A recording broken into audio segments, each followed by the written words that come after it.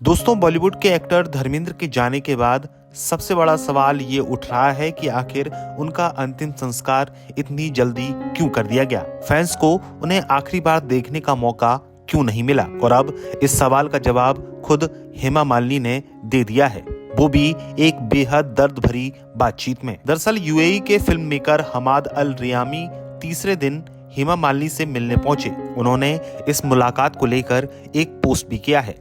Film maker Hammad अल रियामी ने अपनी Arabic भाषा में हेमा मालिनी संग फोटो शेयर कर लिखा है, शोक के तीसरे दिन मैं मशहूर आर्टिस्ट हेमा मालिनी से मिलने गया, जो गुजर चुके सुपरस्टार धर्मेंद्र की पत्नी है। ये पहली बार था जब मैं उनसे आमने सामने मिला था।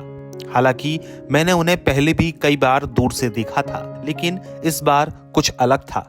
एक दर्दनाक, दिल तोड़ने वाला मौका, ऐसा दुख जो लगभग समझ से बाहर है। चाहे मैं कितनी भी कोशिश कर लूं, मैं उनके साथ बैठा और मैं उनके चेहरे पर एक अंदरूनी उथल पुथल देख सकता था, जिसे वह पूरी तरह छिपाने की कोशिश कर रही थी। हमाद ने लिखा, हेमा ने कांपती हुई आवाज में मुझसे कहा, काश मैं 2 महीने पहले उसी दिन खेत पर होती जिस दिन मैं धर्मेंद्र के साथ थी।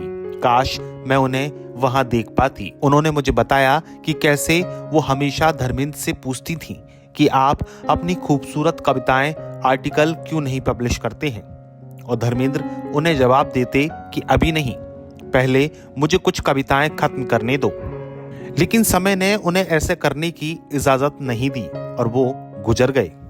फिल्म मेकर लिखते हैं, हेमा ने मुझसे उदास होकर कहा, अब अजनबी आएंगे, वे उनके बारे में लिखेंगे, वे किताबें लिखेंगे, जबकि उनके शब्द कभी भी सामने नहीं आ पाएंगे। फिर बहुत दुख के साथ उन्होंने कहा कि उन्हें अफसोस है कि उनके फैंस को उन्हें आखिरी बार देखने का मौका तक नहीं मिला।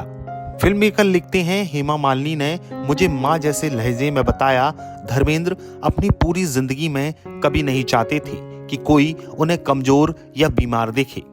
उन्होंने अपना दर्द अपने सबसे करीबी रिश्तेदारों से भी छिपाया था। किसी इंसान के गुजर जाने के बाद फैसला परिवार का होता है। फिर वह रुकी, एक आंसू पहुंचा और मुझसे साफ साफ कहा, लेकिन जो भी हुआ वो रहम था, क्योंकि हमाद तुम उन्हें उस हालत में देख नहीं सकते थे। उनके आखिरी दिनों में उनकी हालत बहुत ज्यादा खराब थी, दर्दनाक थी, और हम भी उन्हें उस हालत में देखना मुश्किल से बर्दाश्त कर रहे थे। फिल्म मेकर लिखते हैं, उनके शब्द तीर की तरह थे, दर्दनाक और सच्चे। मैंने हमारी बातचीत ये कहकर खत्म की कि चाहे कुछ भी हो जाए, उनके लिए मेरा प्यार कभी नहीं बदलेगा।